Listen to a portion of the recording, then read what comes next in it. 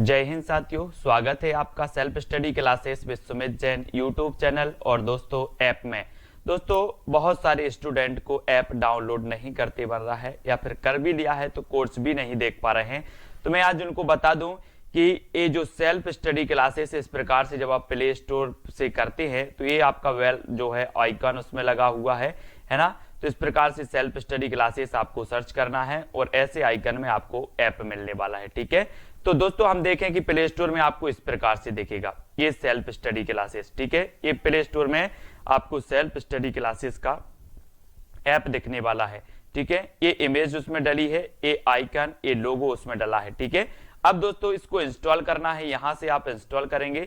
ठीक है, अब इंस्टॉल करेंगे तो वहां पर आपको नंबर मांगेगा, जीमेल नंबर मांगेगा, तो आपको ओटीपी आएगा, तो आप रजिस्टर करके आगे बढ़ेंगे। ठीक, और हिंदी साहित्य में आज हम महत्वपूर्ण प्रश्नों पर चर्चा करने वाले हैं। ठीक है, तो सभी लोग वीडियो को लाइक कर दें और वीडियो को शेयर भी करना है। मोस्ट इंपॉर्टेंट प्रश्नों पर चर्चा करेंगे, बहुत ही बढ़िया ये प्रश्न होंगे। ठीक है, चलिए तो स्टार्ट करेंगे। आज हिंदी साहित्य में सभी लोगों को फटाफट उत्तर बताना है और जो भी साथी अभी तक चैनल को सब्सक्राइब नहीं कर पाए हैं वो सब्सक्राइब कर लें। ठीक है, और दोस्तों जो अपना YouTube चैनल है इसको क्या मिल गया है, अब ज्वाइन बटन भी अपन को प्राप्त हो गया है। ठीक है, तो जो भी ज्वाइन करना चाहते हैं वो ज्वाइन कर सकते हैं, चैनल को सपोर्ट कर सकते हैं। ठीक है, हिंदी साहित्य YouTube चैनल आपको सब्सक्राइब करके बेल आइकन को जरूर दबाना है। ठीक है, तो स्टार्ट करेंगे आज का ये वीडियो। आज का जो आपका पहला प्रश्न है दोस्तों कि भारतीय आर्य भाषाओं के विकास के कितने चरण हैं। चरण बताना है, कितने चरण हैं, 2 चरण हैं, 3 चरण हैं, 4 चरण हैं या फिर 5 चरण हैं, ये चरण आपको बताना है।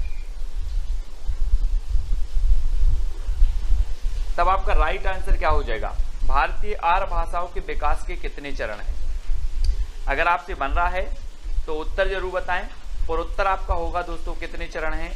भारतीय आर्य भाषाओं के जो चरण हैं वो है 3 चरण। कितने हैं, 3, यानी कि आपका बिल्कुल सही आंसर हो जाएगा बी नंबर। बी नंबर जिन्होंने बताया उनका आंसर बिल्कुल सही है। अगला क्वेश्चन देख लो, किस विद्वान ने प्राकृत को मीठी तथा संस्कृत को कठोर कहा है। ये बहुत ही बढ़िया प्रश्न है, कई बार पूछा गया है। किस विद्वान ने प्राकृत को मीठी और संस्कृत को कठोर कहा है, जबकि है ना, तो ये जो संस्कृत को कठोर कहा है, ये संस्कृत को कठोर किसने कहा है, राजशेखर ने कहा है, भरत मुनि ने कहा है, वामन ने कहा है या फिर स्वयंभू ने कहा है। तो किसने कहा है, तो अधिकांश लोगों ने प्रश्न क्रमांक 2 का जो उत्तर बता दिया है कि राजशेखर, है ना, राजशेखर साहब हैं, इन्होंने क्या कहा कि प्राकृत को मीठी है और संस्कृत को कठोर है। अब एक चीज बताना दोस्तों, जिसका राज चल रहा है, जिसका राज चल रहा है वो किसी को कुछ भी बता सकता है, बोले हमें तो प्राकृत मीठी लगती है और संस्कृत कठोर कहता है, क्योंकि राज चल रहा है इनका। तो राजशेखर, ठीक है, राजशेखर आपका बिल्कुल सही होगा। अपभ्रंश में राम काव्य के प्रथम कवि कौन है, अपभ्रंश में राम काव्य के प्रथम कवि बताना है कौन है, ये चीज बतानी है। 4 विकल्प आपके सामने हैं, 4 में से आपको चयन करना है दोस्तों। और मैं आपको बता दूं कि जो यहाँ पर एक विकल्प देवसेन दिया है, ये देवसेन साहब की रचना है कौन सी, श्राप का 4, है ना, श्राप का 4 है। इसका रचना काल क्या है, 933 ईस्वी है। हिंदी का प्रथम ग्रंथ है, हिंदी की प्रथम रचना है श्राप का 4। ठीक है, देवसेन की है। पुष्पदंत को अभिमान मेरु कहा जाता है, आप सभी को पता है पुष्पदंत को क्या कहा जाता है, अभिमान मेरु। इनका एक ग्रंथ है दोस्तों महापुराण, इनका एक ग्रंथ कौन सा है, महापुराण है, जिसमें 63 सलाका पुरुषों की चर्चा की गई है महापुराण में। ठीक है, और रामसिंह की एक रचना है दोस्तों पाहुड़ दोहा, कौन सी है, पाहुड़ दोहा।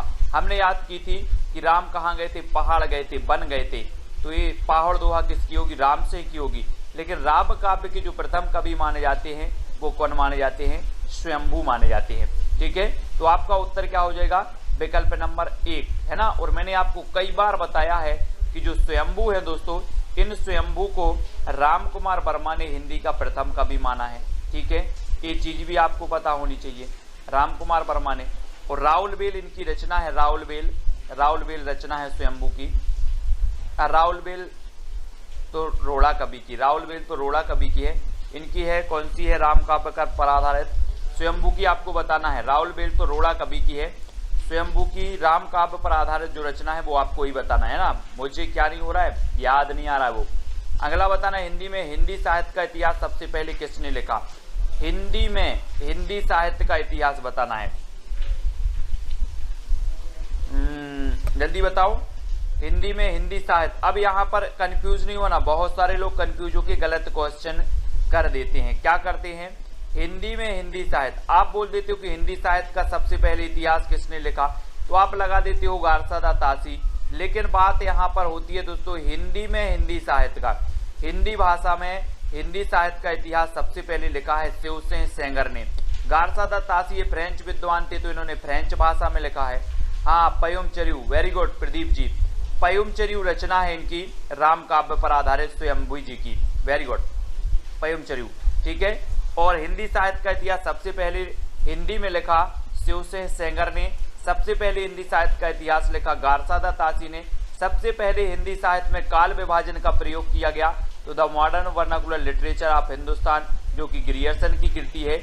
और रामचंद्र शुक्ल की अगर बात करें तो इनका हिंदी साहित्य का इतिहास एक बृहद ग्रंथ है, जो कि हिंदी शब्द सागर की भूमिका में 1929 में प्रकाशित हुआ था, रामचंद्र शुक्ल जी का, ठीक है।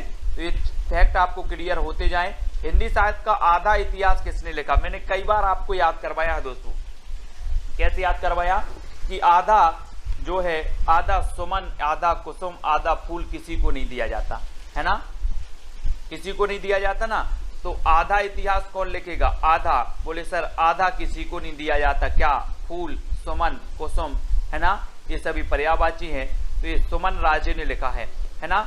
और दोस्तों हिंदी साहित्य का दूसरा इतिहास किसने लिख दिया, बच्चन सिंह ने लिख दिया। मैंने आपको याद करवाया था, बोले हिंदी साहित्य का दूसरा इतिहास लिखो, तो बोले दूसरा इतिहास कैसे लिखें, ये बच्चन का काम थोड़ी है, ये बच्चन का काम नहीं है, बच्चों का काम नहीं है दूसरा इतिहास लिखना। और रामचंद्र शुक्ल का तो पता ही है। राम कुमार वर्मा ने हिंदी साहित्य का आलोचनात्मक इतिहास लिखा, ठीक है। और सुमन राजे ने हिंदी साहित्य का आधा इतिहास लिखा। तो ये चीज भी आपको क्लियर हो गई। अगला आपको बताना है दोस्तों, रीतिकाल को अंधकार काल किसने कह दिया, अंधकार काल। मिश्र बंधुओं ने क्या कहा है, त्रिलोचन ने क्या कहा है, मिश्र बंधुओं ने आपको पता है इन्होंने क्या कह दिया, अलंकृत काल, है ना। क्या कह दिया, मिश्र बंधुओं ने क्या कह दिया, त्रिलोचन ने। तो आपको बताना है दोस्तों, अंधकार काल जो कहा है वो किसने कहा है।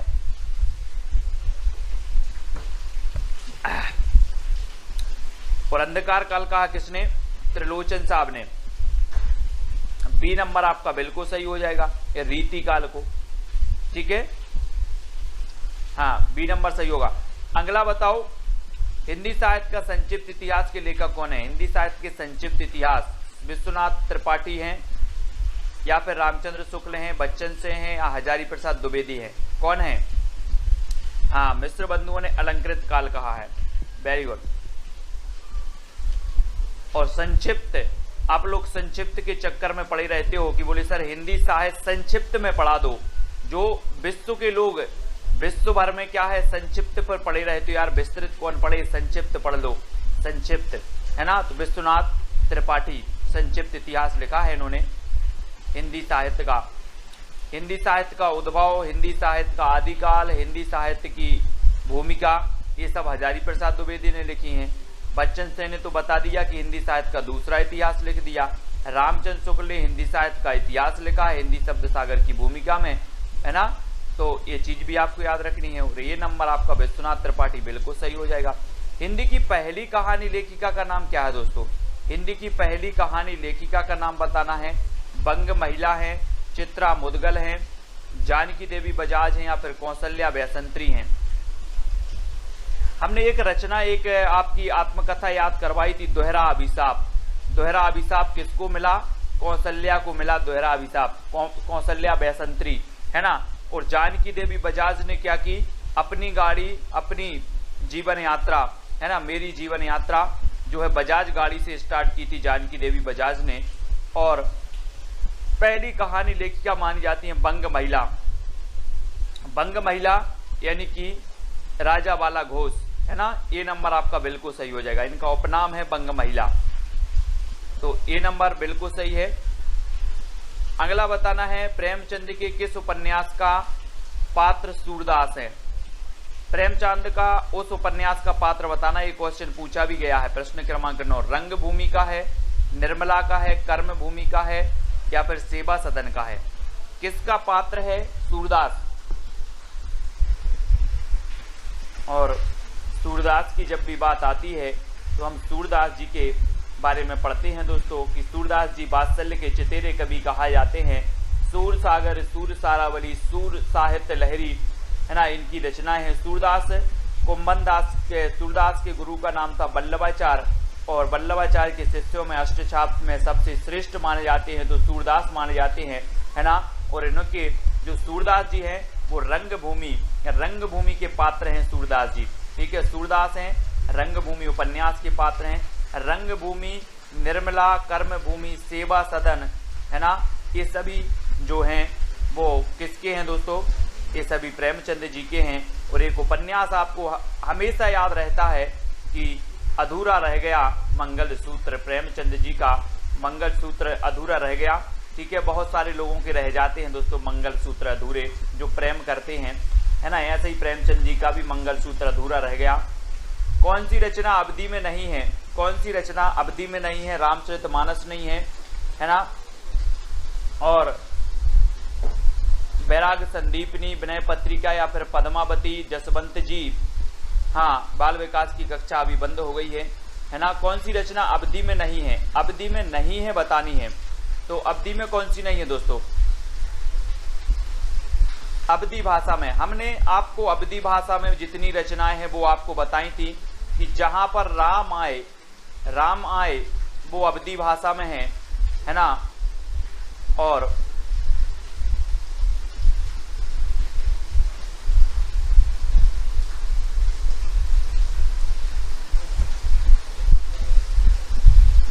तो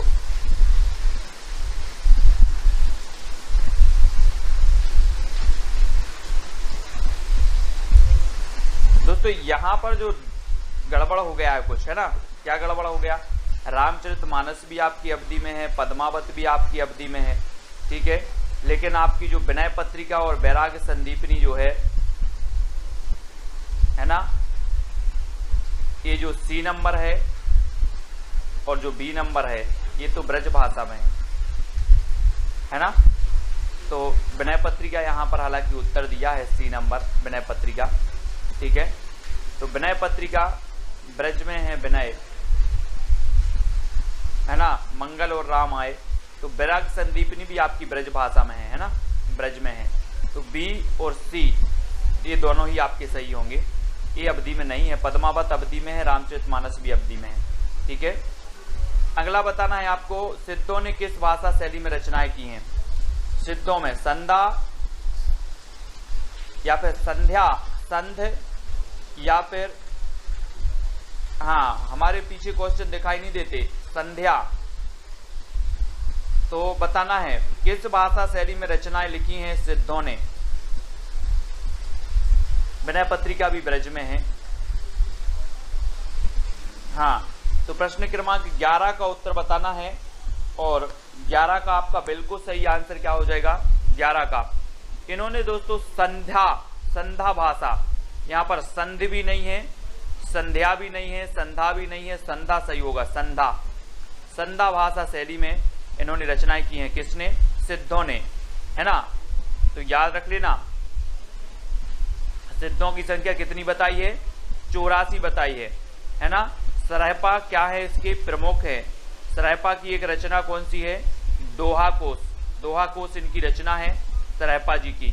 और सराहपा को राहुल जी ने, यानी कि राहुल सांकृत्यायन ने हिंदी का प्रथम कवि माना है ना।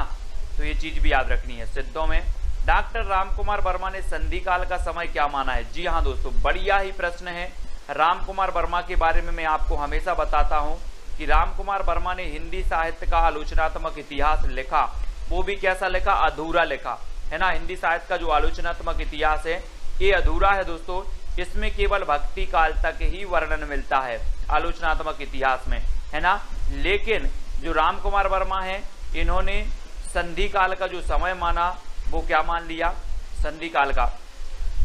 प्रश्न क्रमांक 12 का आंसर बताना है दोस्तों, और आपका बिल्कुल सही आंसर होगा 750 से 1000 का जो काल है इन्होंने संधि काल माना, और संधि काल के बाद इन्होंने चारण काल माना, चारण, है ना, चारण काल।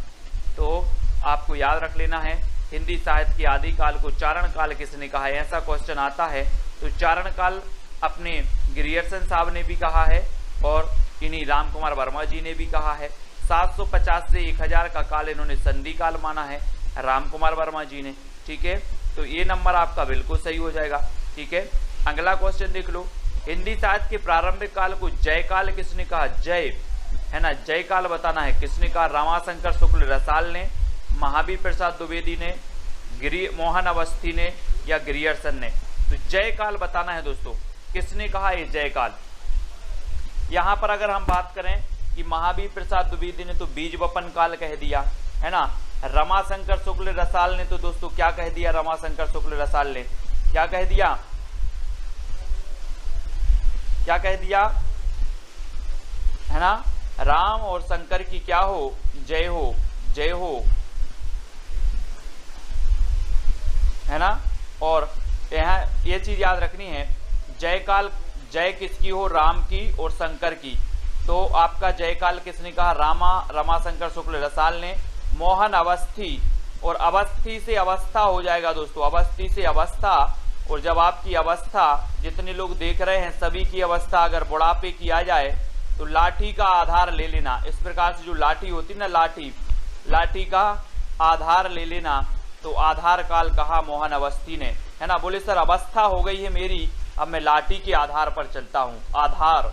तो अवस्था हो गई तो आधार लेना है, ठीक है। तो आधार काल इन्होंने कहा है मोहन अवस्थी जी ने, याद रखना है। अगला क्वेश्चन बताना है, घोटन रचना का संबंध किस विधा से है, घोटन, घोटन होने लगी किस विधा, आत्मकथा, रेखा चित्र, कहानी या फिर उपन्यास से। तो आत्मकथा भी आपने पढ़ी है, हिंदी की प्रथम आत्मकथा हम पढ़ते अर्धकथानक, अर्धकथानक बनारसी दास जैन की, ठीक है। और अर्धकथा हम पढ़ते हैं नगेंद्र की आत्मकथा, है ना। आत्मकथा हम नगेंद्र की पढ़ते हैं, अर्धकथा, और अर्धकथानक हम पढ़ लेते हैं किसकी, अर्धकथानक बनारसी दास जैन की, है ना। तो ये चीज भी आपको याद रखनी है। और जो घोटन रचना है ये किसकी है, आत्मकथा है, आत्मकथा की है ये, है ना। और 1 नंबर आपका बिल्कुल सही हो जाएगा, ठीक है। हाँ, मोहन का आधार कार्ड, मोहन का आधार कार्ड तो Aadhaar card, very good, very good. Om Prakash Valmiki, है ना, ओम प्रकाश वाल्मीकि, वाल्मीकि है, ये नंबर आपका बिल्कुल सही हो जाएगा, वेरी गुड। परवेज कुरैशी जी, ये ओम प्रकाश वाल्मीकि की क्या है, आत्मकथा है ना, घोटन। अगला देखो, गर्दिश के दिन, बहुत ही कई बार मैंने आपको बताया है कि गर्दिश के दिन ये आत्मकथा है, किसकी है, कितने पाकिस्तान, आपको पता है कितने पाकिस्तान एक रचना लिखी है, किसने लिखी है, किसने लिखी, कितने पाकिस्तान, कितने पाकिस्तान, मैंने आपको याद करवाया था। बोले सर पाकिस्तान कितने हैं,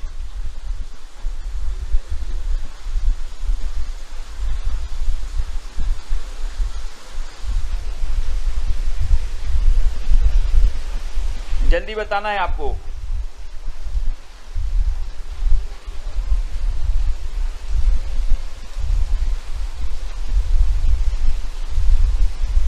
गर्दिश के दिन आत्मकथा बताना है।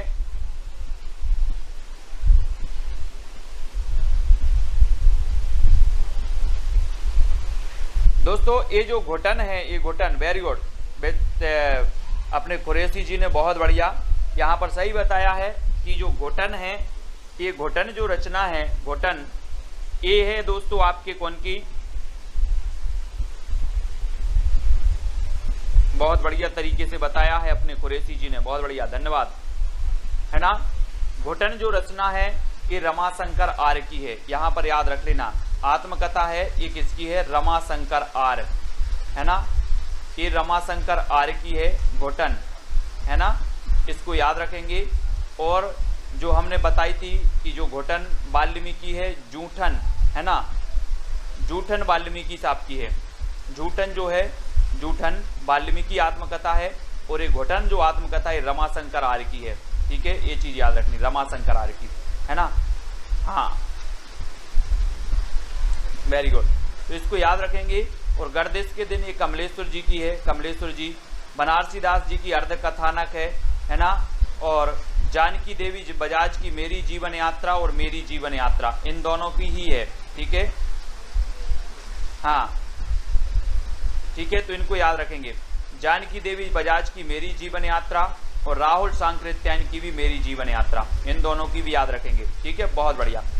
अगला देखो, पुष्टि मार्ग के प्रवर्तक माने जाते हैं तो कौन माने जाते हैं? वल्लभाचार्य, रामानंद, विट्ठलनाथ और रामानुज।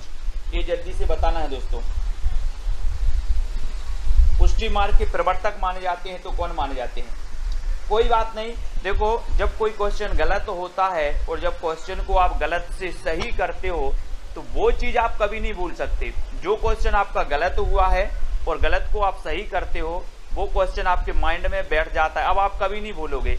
घुटन किसकी है? रमाशंकर आर्य की। जूठन किसकी है? ओम प्रकाश वाल्मीकि की, है ना। तो होना चाहिए, गलत भी होना चाहिए। ठीक है,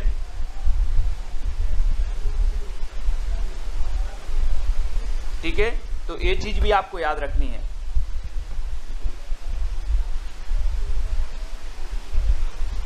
फिर अगला क्वेश्चन आपको बताना, पुष्टि मार्ग के जो प्रवर्तक हैं वो कौन है? पुष्टि मार्ग के प्रवर्तक दोस्तों,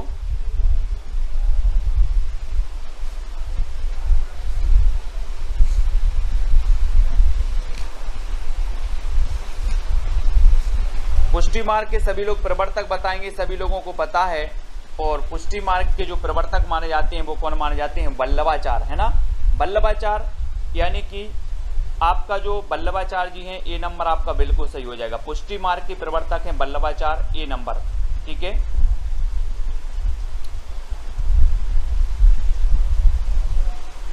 है ना। अष्टछाप की स्थापना की थी 1565 में। नेक्स्ट बताना, हिंदी के किस साहित्यकार को सर्वप्रथम ज्ञानपीठ पुरस्कार मिला है? मैंने ज्ञानपीठ पुरस्कार से संबंधित जो रचनाएं हैं वो सारी करवाई हैं, ज्ञानपीठ पुरस्कार से संबंधित, है ना।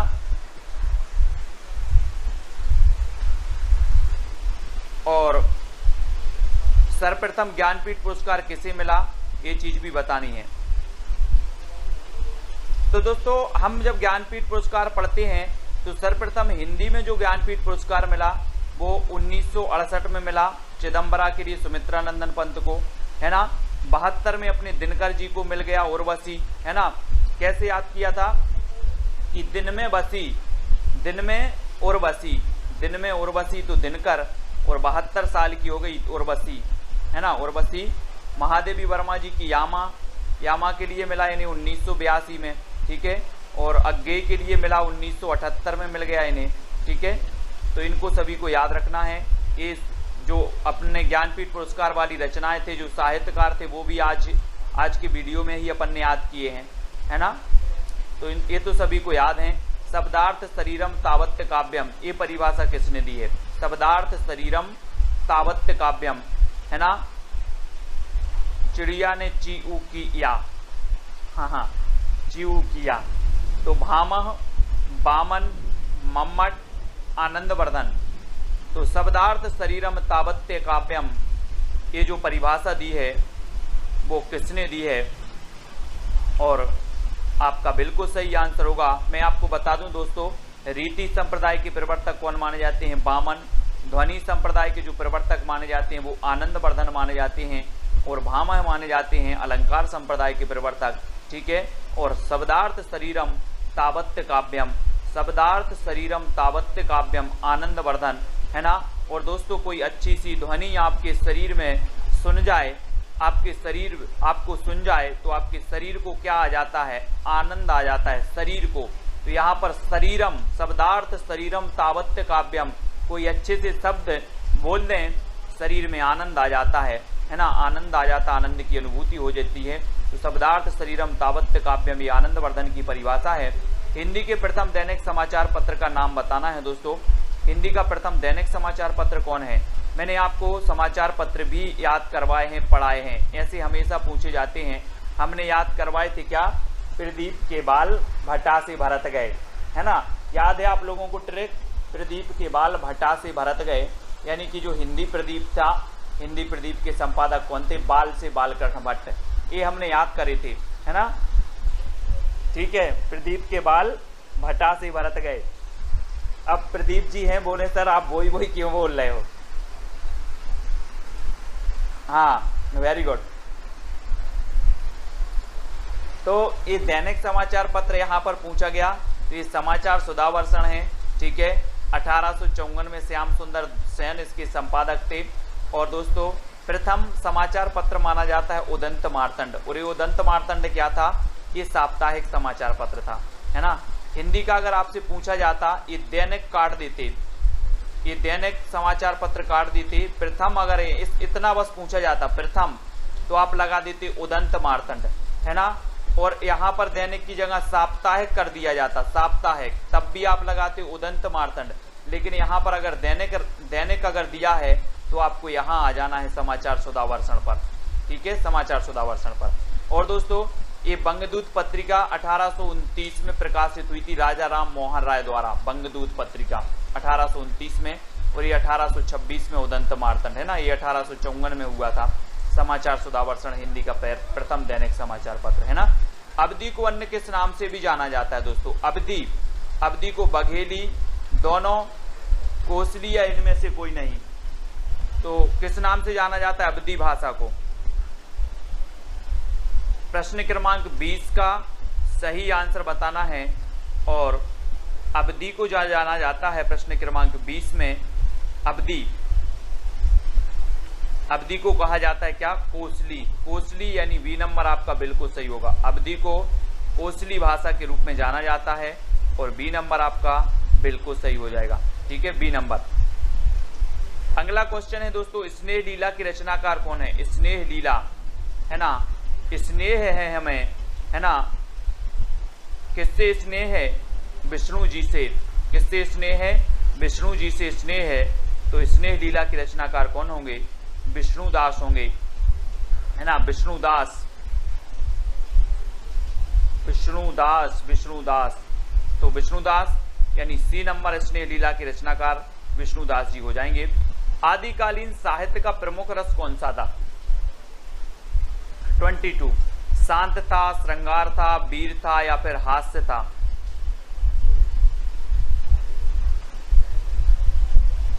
आदिकालीन साहित्य का प्रमुख रस कौन सा था। दोस्तों आपने पता है कि रामचंद्र शुक्ल ने 12 रचनाओं के आधार पर इस आदिकाल का नाम रख दिया वीर गाथा काल, है ना, वीर गाथा काल रख दिया। 12 रचनाओं को प्रामाणिकता का आधार माना, और वीर रस का जो इसमें प्रधान था, और आश्रय कवि हुआ करते थे, मतलब जो है विभिन्न प्रकार के जो आश्रित राजाओं के आश्रित थे, उनकी यशोगान का वर्णन करते थे। तो पूर्ण रूप से इन ग्रंथों को प्रमाणिक नहीं माना गया। ठीक है, अगला आपको बताना है निम्न में से कौन सा मनोविश्लेषणवादी कवि माना जाता है। मनोविश्लेषणवादी, ये क्वेश्चन कई बार पूछा गया है दोस्तों। मनोविश्लेषणवादी, यहाँ आप लोग कंफ्यूज होते हो। देखो मनोविश्लेषणवादी कवि माने जाते हैं कौन कौन, जैनेन्द्र कुमार माने जाते हैं, ईलाचंद्र जोशी माने जाते हैं, अज्ञेय माने जाते हैं, ये तीनों ही माने जाते हैं दोस्तों। और एक और माने जाते हैं, अगर किसी को पता हो तो बता देना, कमेंट में बता देना, है ना। एक और माने जाते हैं, कौन माने जाते हैं, मनोविश्लेषणवादी। ये क्वेश्चन कई बार पूछे गए। अज्ञेय, जैनेन्द्र और ईलाचंद्र जोशी, ये मनोविश्लेषणवादी कवि हैं। यानी आपका उत्तर क्या हो जाएगा, डी नंबर हो जाएगा। ये क्वेश्चन बनता ही है। ठीक है,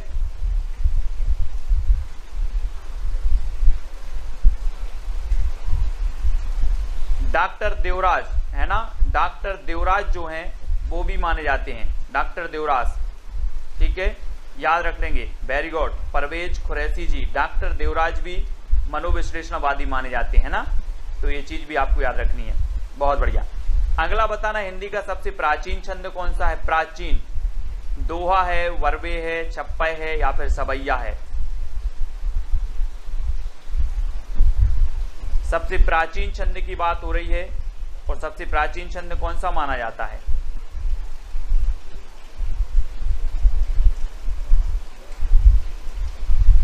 तब आपका बिल्कुल सही आंसर होगा दोस्तों कि छंद माना जाता है प्राचीन दोहा, दोहा माना जाता है, यानी कि ये नंबर आपका दोहा बिल्कुल सही हो जाएगा। ठीक है, दोहा प्राचीन छंद है और दोहा में आप पढ़ते हैं ना 13-11। निम्न में से कौन सा तार सप्तक का कवि नहीं है? तार सप्तक है ना, 4 तार सप्तक प्रकाशित हुए दोस्तों, और तार सप्तक मैंने याद भी करवाए थे, तार सप्तक के कवि याद करवाए थे, है ना। तार सप्तक की बहुत सारी चीजें आपको ट्रिक बताई थी, और नेक्स्ट वीडियो भी मैं बताने वाला हूं तार सप्तक के कवि। प्रथम के कौन हैं, द्वितीय के कौन हैं, तृतीय के कौन हैं, है ना। नेमी मुक्त भारत की प्रभा गिरी राम की आज्ञा से, कोड है एक तार सप्तक का, नेमी मुक्त भारत की प्रभा गिरी राम की आज्ञा से। ये ऐसा कोड मैं आपको कर करके बताऊंगा। और तार सप्तक के नेमी चंद्र जैन भी हैं, मुक्तिबोध भी हैं, अज्ञेय भी हैं, तो कौन नहीं है? रामधारी से दिनकर साहब नहीं है, दिनकर यानी सी नंबर। ठीक है, दिनकर साहब नहीं है। रामायण महानाटक के रचयिता कौन है दोस्तों? ये 1610 का नाटक है, ये पूछा गया है LT ग्रेड में पूछा गया, यूपी LT ग्रेड में, है ना, कि रामायण महानाटक की रचना कौन है? ज्योतिश्वर ठाकुर हैं, नावादास हैं, प्राणचंद्र चौहान हैं, या फिर दामोदर कवि हैं। तो आपको पता है कि रामायण हमारी क्या है? प्राण है। तो रामायण महानाटक के रचयिता कौन होंगे? प्राणचंद्र चौहान, है ना। और एक रचना है वर्ण रत्नाकर, वर्ण काय में पढ़ना है? वर्णमाला या फिर वर्ण पढ़ना है हमें ज्योति में, अंधेरे में नहीं पढ़ना है, ज्योति में पढ़ना है। तो वर्ण रत्नाकर ज्योतिश्वर ठाकुर की है। भक्तमाल आपको पता है नावादास की है भक्तमाल। ठीक है, और दामोदर कवि की कौन सी है? दामोदर कवि की आपको बताना है कौन सी है, कमेंट में लिखो फटाक से, दामोदर कवि की रचना कौन सी है। जय हिंद साथियों, स्वागत है आपका self study classes with Sumit Jain YouTube channel और दोस्तों ऐप में। दोस्तों बहुत सारे स्टूडेंट को ऐप डाउनलोड नहीं करते बन रहा है, या फिर कर भी लिया है तो कोर्स भी नहीं देख पा रहे हैं। तो मैं आज उनको बता दूं कि ये जो सेल्फ स्टडी क्लासेस इस प्रकार से जब आप प्ले स्टोर से करते हैं तो ये आपका वेल जो है आइकन उसमें लगा हुआ है ना। तो इस प्रकार से सेल्फ स्टडी क्लासेस आपको सर्च करना है और ऐसे आइकन में आपको ऐप मिलने वाला है। ठीक है, तो दोस्तों हम देखें कि प्ले स्टोर में आपको इस प्रकार से दिखेगा ये सेल्फ स्टडी क्लासेस। ठीक है, ये प्ले स्टोर में आपको सेल्फ स्टडी क्लासेस का ऐप दिखने वाला है। ठीक है, ये इमेज उसमें डली है, ये आइकन, ये लोगो उसमें डला है। ठीक है, अब दोस्तों इसको इंस्टॉल करना है, यहां से आप इंस्टॉल करेंगे। ठीक है, अब इंस्टॉल करेंगे तो वहां पर आपको नंबर मांगेगा, जीमेल नंबर मांगेगा, तो आपको OTP आएगा, तो आप रजिस्टर करके आगे बढ़ेंगे। ठीक